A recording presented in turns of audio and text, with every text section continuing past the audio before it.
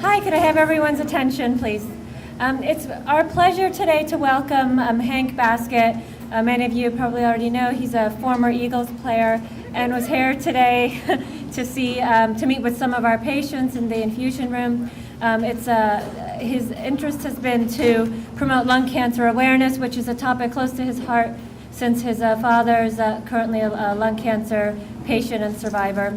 And he's also here today to help talk a little bit about an event that we'll be participating in on October 6th, which is a Race for the Cure, which is sponsored by the Bonnie Addario Lung Cancer Foundation. And many of us hope to be down there in October at that event.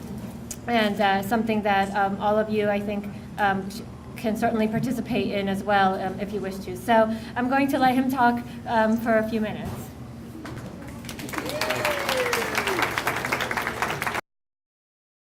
Can y'all hear me okay? I don't know why microphones make me nervous. It makes me feel like I'm giving a speech, but I just want to say thank you for your time down here. Sorry I kept everybody waiting. I was having some great talks with the patients downstairs, and I just met with the president, and the first thing I told him was the amount of respect and appreciation I have for everybody that works here, because from the patients in the infusion room, all I heard was that when they come here, they don't feel like a specimen, and they don't feel like, they have something wrong with them. They feel like it's almost like going to the coffee shop, and they're just sitting down and meeting with their friends. At the same time, they may have a tube stuck in them, but so you never know what happens at coffee shops. But it was just a great feeling to hear them brag about the staff here. He said, my dad, almost 3 years ago in April, was diagnosed. It was very tough to hear, and I was the last one in the family who was told about it because he knew I would take it the hardest. It was actually when Kendra was doing Dancing with the Stars, and I actually had to run away because she was doing the press line, and if everybody would have saw me break down, there would have been, you know how the media twists everything. It would have been something going on with our marriage or something like that. But I was able to actually share this with some of the patients downstairs. Is a lot of times, like with this, it's not the family that keeps the patient strong, it's the patient that keeps the family strong. And that's what my dad, that was the hardest thing, was he was the one keeping us all strong. And ever since he was diagnosed with lung cancer, people said, oh, you have lung cancer. He's like, no, someone said I have lung cancer, someone gave it to me, and whoever gave it to me can come pick it back, or come take it back, because I'm tired of holding it on.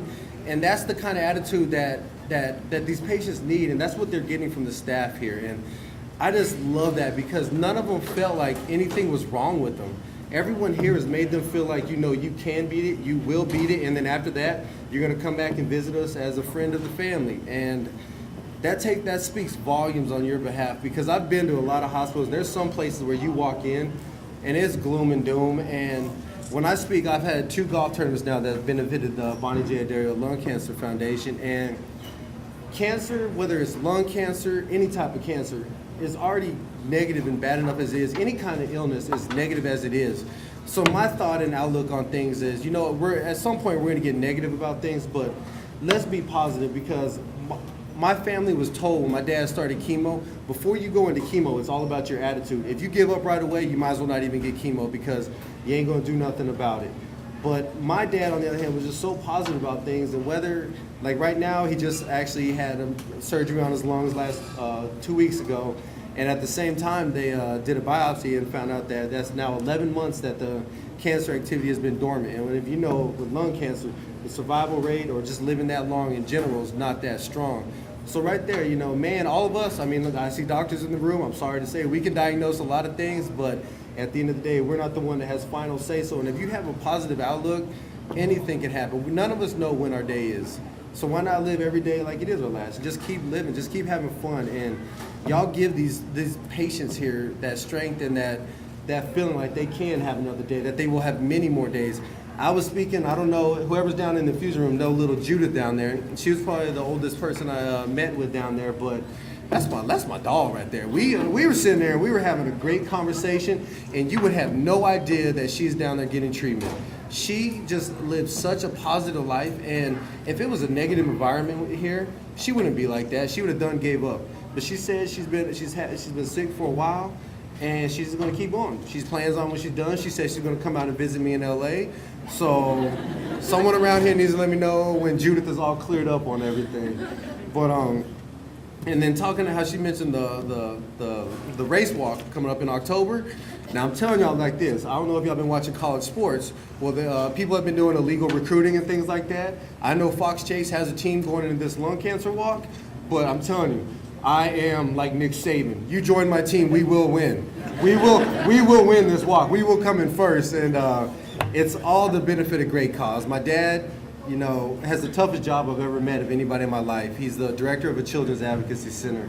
And even though he was flying every 3 weeks to LA from New Mexico, it was total because of coming from a small town, 10-hour travel days just to come get chemo because he trusted me to find him somewhere, find his doctors. And even though he was still doing that, every day he would go to work and he had to be the guy to sit down and listen to these kids who have been sexually, emotionally, physically abused before they go to court. But it's my dad's outlook on life, and he took that from how he works with these kids to how his outlook is going to be with cancer. And if you just remain positive, he would do that. And I just, he taught me one thing that, you know, everyone thinks to change the life you have to have $1 million to donate.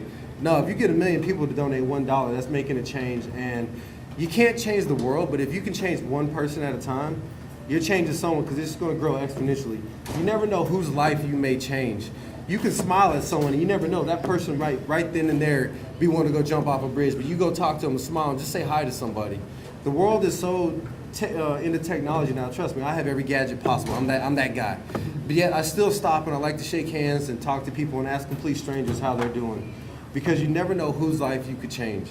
You never know what kind of support you can give. And like I said, what y'all are doing for these patients is changing their life. It's changing their family's life and giving them hope that they're going to go on just because of the time that y'all are all taking. And, you know, people have been saying thanks to me for coming here. I deserve no thanks. You know, it's because of people. You are the ones that deserve all the thanks. And I just thank you for allowing me to come up here and talk to you, because I know there's higher educated people in this world, people who are finding cures for everything. I'm just, you know, fortunate that I was a former Eagles player and, you know, who's been touched with a family member that has cancer, because cancer of all kinds knows no race, age, sex, anything, nationality. And that's how the world should be. We see too much about this person or that person. Instead, we're all people. And it's going to take all of us to make a change, and that's what y'all are doing. Like, no lie, that's what y'all are doing. And I know I get to rambling, but my dad taught me one thing: when you speak from the heart, because then people know you're speaking the truth. And I may say some things that are right, I may say some things that are wrong, but everything today, I promise you, has come from here. And I really thank people like y'all, because that's the reason.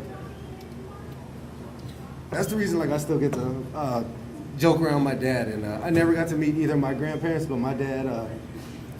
The one thing he's asked whenever he was doing chemo was he wanted to see my son every 3 weeks. And it's not whether I get to talk to my dad again, it's what my son gets to do with him. And like I said, it's because of people like y'all that he gets to do it. And it's the same thing y'all are doing for the patients in this hospital. So I just want to say thank you to all y'all. God bless. Truly, God bless.